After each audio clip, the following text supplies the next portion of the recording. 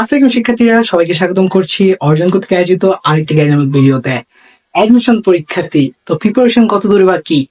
তোমরা হয়তো বা জানো যে অ্যাডমিশন পরীক্ষায় মুখস্থ বা বিরোচন অংশের গুরুত্ব কতটা বেশি। বিরোচন অংশই তোমার পরীক্ষার সব থেকে বেশি চান্স নিশ্চিত বা অনিশ্চয়তার কারণ হয়ে দাঁড়ায়। এমনকি আমিও যখন অ্যাডমিশন পরীক্ষা দিয়েছিলাম, আমার পজিশনের যেই আগে বা পিছনে আসার কারণ তা ছিল এই মুখস্থ অংশ। তো আজকের ভিডিওতে আমি কয়েকটা বাংলা মুখস্থ অংশ জিনিসের নাম বলছি যেগুলাই তোমার পরীক্ষার জন্য এনাফ। এগুলো যদি তুমি ভালোভাবে পড়তে পারো এবং ডেইলি কিভাবে পড়বে তাও বলে দিব, তাহলে তোমার পরীক্ষায় মুখস্থ অংশ যে ভয়টা আজকের পরে এটা কেটে যাবে। তো তুমি যদি আমার চ্যানেল নতুন হয়ে থাকো, আমি ওদের অবস্থায় কি পড়াশোনা করছি খুলনা বিশ্ববিদ্যালয়ে। তো চলো বেশি কথা না বাড়িয়ে আজকে ভিডিও শুরু করা যাক। তো আজকের ভিডিওতে আমি বলে দিচ্ছি বাংলা বিরোচন যা যা পড়বে, হয়তো একটু উপরে পড়তে কষ্ট হচ্ছে। তো কয়েকটা জিনিসের নাম বলেছি, তো মুখস্থ অংশগুলো কিভাবে পড়বে বা কখন পড়বে। দিনের শুরু করো মুখস্থ অংশ দিয়ে, এই কথাটা আমার একটা টিচার বলতো।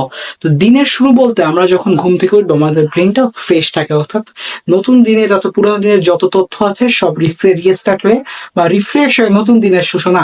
তো তখন আমার যে কঠিন জিনিসগুলো, আরেকটা জিনিস কি, কঠিন জিনিসগুলো দিনের শুরুতে পড়ে ফেলে সারাদিন পড়াশোনাটা অনেক ইজি লাগে। যার কারণে তুমি যা করতে পারো, প্রতিটা টপিক থেকে 10টা করে রেগুলার পড়বে এবং পরের দিন যখন পড়া শুরু করবে তখন করবে কি, আগের 10টি একটু রিভিশন দিয়ে নিবে। তো চলো এখন দেখি কি কি পড়বে। প্রথম যেটা পড়বে সেটা হচ্ছে বাগধারা। বাগধারা কোনগুলো? বাগধারা বলতে জিনিসটা বোঝায় হচ্ছে, ধরো একটা জিনিসের তুমি অর্থ তুমি সেটা সম্পর্কে জানো না, তো তোমার প্রশ্নে বাগধারা দিয়েছে, ধরো অর্ধচন্দ্র বলছে। অর্ধচন্দ্র কি গলা ধাক্কা।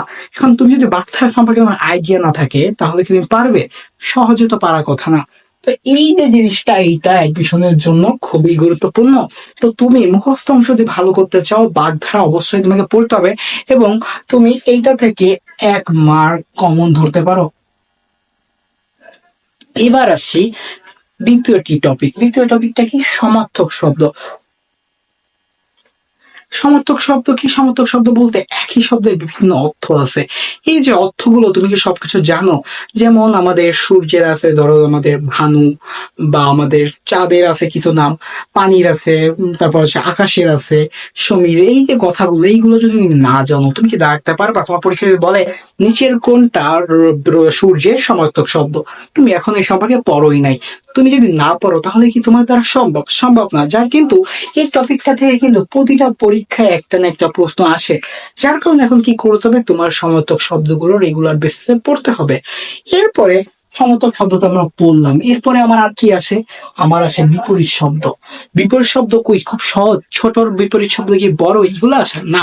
বিপরীত শব্দ আসে খুবই ভালো বিপরীত শব্দ, যেগুলো পরীক্ষায় আসার মতো এবং প্রতিযোগিতামূলক পরীক্ষায় যে প্রশ্নগুলো আসার সেই বিপরীত শব্দগুলো আসে।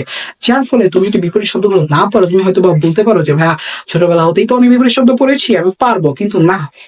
ইজি বিপরীত শব্দ এই যে প্রতিযোগিতামূলক পরীক্ষা এখানে আসে না, যার ফলে বিপরীত শব্দ তোমার রেগুলার বেসিসে পড়তে হবে। এবার আসি তারপরে এক কথায় প্রকাশ। এক কথায় প্রকাশ কি? হয়তো বা কোনো কিছু জলে চড়েছে, জলচর। এই কথাটা তুমি যখন জলে চড়ে যে দিলে, তুমি তো জলচর জানো না, তুমি অন্য কিছু লিখতে পারো। এখন বলতে পারবে এত ইজি জিনিস কেউ ভুল করে? হ্যাঁ, অনেকে ভুল করে। দেখবে যে মানুষ যে ভুলগুলো, এগুলো তার পারা জিনিস ভুল করে, না পারা জিনিসগুলো মানুষ আগেই ছেড়ে দিয়ে আসে যে আমি এটা পারি না। কিন্তু যেটা ভুল করে সেটা সে জানে যে হ্যাঁ এটা আমি হয়তো বা একটু পারতে পারি, আমার এই সম্পর্কে কোনো আইডিয়া আছে, সেটা যখন সে করতে যায় ভুল করে আসে। যার ফলে এই যে এই এক কথায় প্রকাশ না, এটাও কিন্তু মানুষের ভুলের কারণ হতে পারে। এবার পারিভাষিক শব্দ। পারিভাষিক শব্দটা আমাদের এইচএসসি লেভেলে আমরা পড়ে এসেছি। এখন এই জিনিসটা কি, এই জিনিসটা আসে, এই জিনিসটা খুব ভালোভাবে আসে। যেমন একটা শব্দ বলি তোমাদের, অ্যাক্টিং। অ্যাক্টিং অর্থ ভারপ্রাপ্ত।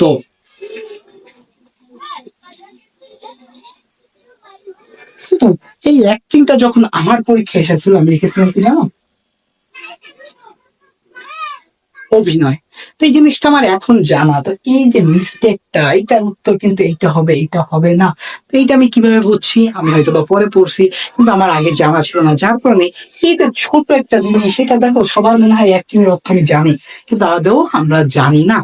যার ফলে এই পারিভাষিকটাও তোমার জন্য আর এইগুলো যদি পড়ো, মুখস্থ অংশ থেকে প্রতি বছর 4 থেকে 5 মার্ক আসে এবং এই 4 থেকে 5 মার্ক তোমার জন্য কমন। প্লাস এইগুলো যেভাবে পড়বা রেগুলার বেসে, প্রতিটা টপিক থেকে এখান থেকে 10টা, এখান থেকে 10টা, এখান থেকে 10টা, এখান থেকে 10টা, এখান থেকে 10টা, রেগুলার 50টা সকালে পড়বা। তোমার সর্বোচ্চ 30 থেকে 45 মিনিট সময় লাগবে। 30 থেকে 35 মিনিট পড়ো, রেগুলার বেসিসে পড়ো, রিভিশন ওয়াইজ পড়ো, তাহলে তোমার মুখস্থ অংশ খুব সুন্দরভাবে বাংলার ক্ষেত্রে শেষ হয়ে যাবে। এবং পরবর্তীতে ইংলিশে কি কি পড়তে হবে তাও আমি জানিয়ে দিব। তো এই ছিল আজকের ভিডিও কেমন লাগছে অবশ্যই জানাবা। আর এই যে মুখস্থ অংশ কোনটা যদি রেগুলার বেসিসে ধরো তোমাদের রেগুলার 10টা করে পড়া দিয়ে পড়া না হয় সেটা কেমন হয় সেটাও জানাবা। তো দেখা হচ্ছে পরের ভিডিও, সে অবধি সুস্থ থাকো, সুন্দর থাকো, আসসালামু আলাইকুম।